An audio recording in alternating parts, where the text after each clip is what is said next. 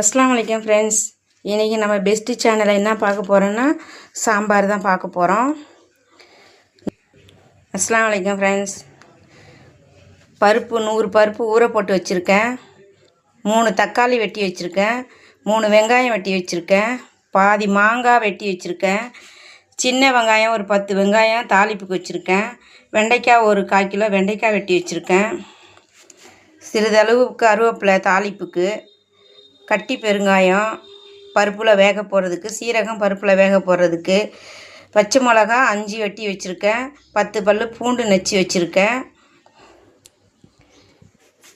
இதை பருப்பை வேக போட்டுருவோம். பருப்பை இப்போ சட்டியில் போட்டு வேக போட்டுருவோம்.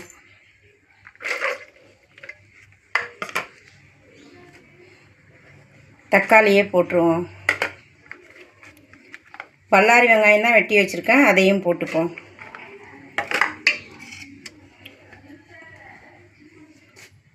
பூண்டு பச்சை மிளகா பருப்பில் போட்டுக்கலாம்.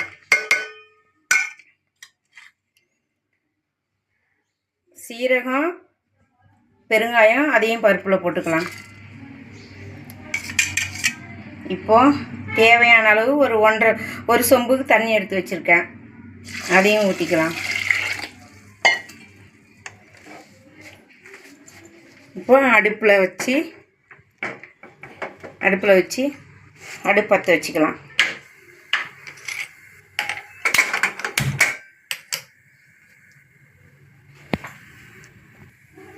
இப்போ மூடியை போட்டாச்சு, விசில் போட்டுக்கலாம். வாங்க அடுப்பு பற்ற வச்சுக்கலாம்.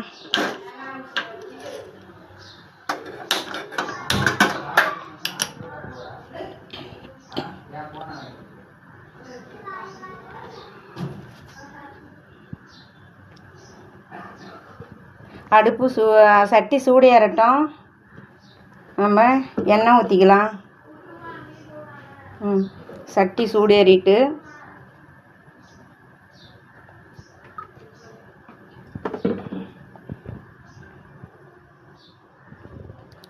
அடுப்பு சிம்மில் வச்சுக்கலாம். இப்போ சூடு ஏறிட்டு இப்போ கடுகு போட்டுக்கலாம்.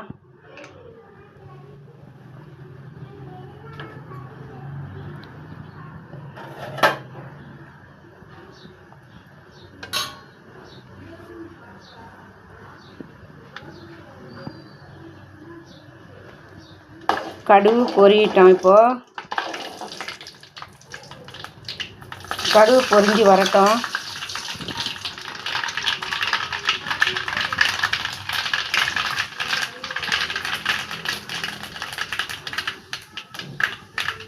கடுகு பொரிஞ்சு வந்தோடனே சீரகம் போட்டுக்கிறேன்.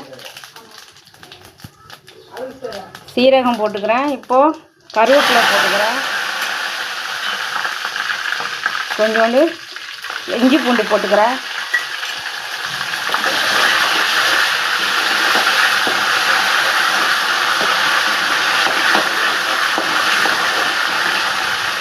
பத்து சின்ன வெங்காயம் எடுத்து வச்சுருக்கேன், அதையும் போட்டுக்கிறேன். இந்த இஞ்சி பூண்டு போட்டு சாம்பார் தாளிக்கும் போது நல்லா மணமாக இருக்கும். நீங்களும் ட்ரை பண்ணி பாருங்கள். பருப்பு வேகும்போது பூண்டு போட்டிருக்கேன், பெருங்காயம் போட்டிருக்கேன், சீரகம் போட்டிருக்கேன்.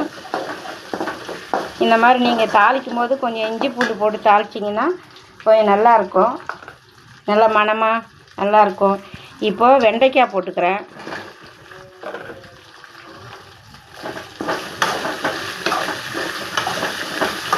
வெண்டைக்காய் நல்லா வதங்கி வரட்டும்.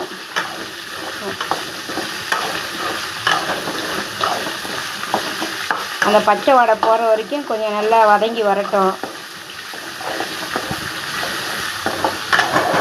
வதங்கி வந்த உடனே நம்ம நல்லா வதங்கி வரட்டும்.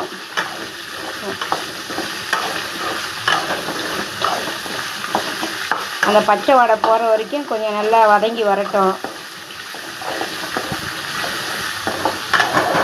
வதங்கி வந்த உடனே நம்ம இப்போ மற்ற பொருளுக்கெல்லாம் போட்டுருவோம். இப்போ அடுப்பை சிம்மில் வச்சுட்டு தாளிக்கும் போது அடுப்பு சிம்மில் தான் இருக்கணும்.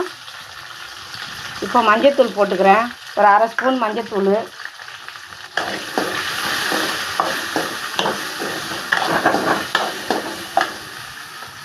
1/2 ஸ்பூன் மிளகாத்தூள், வத்தத்தூள்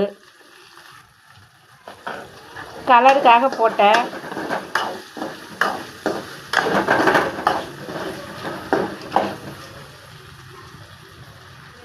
அடுத்தது கொஞ்சம் தேங்காய் பூ, சாம்பாருக்கு நல்லாயிருக்கும் தேங்காய் பூ போட்டு செய்யும்போது.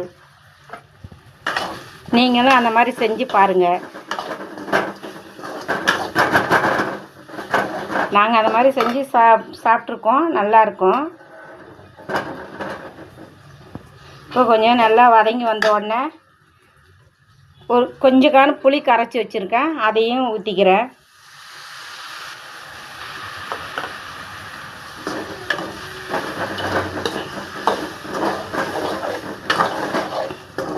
ஒரு 2 நிமிஷம் அது சிம்மில் இருக்கட்டும், பச்சை வடை போட்டோம். பச்சை வடை போன உடனே நம்ம இப்போ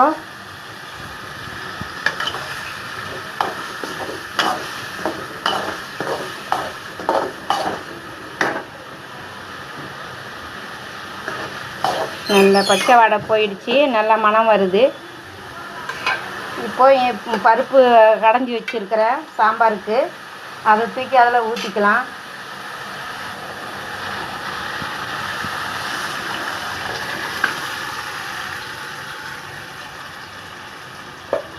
இப்போ ஊற்றி நல்லா கிண்டி விட்டு தேவையான அளவு தண்ணி ஊற்றிக்கலாம்.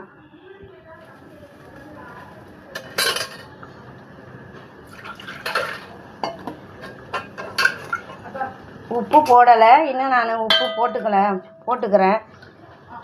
தேவையான அளவு தண்ணி, இன்னும் கொஞ்சம் தண்ணி ஊற்றிக்கலாம். தேவையான அளவு கொஞ்சம் உப்பு போட்டுக்கிறேன்.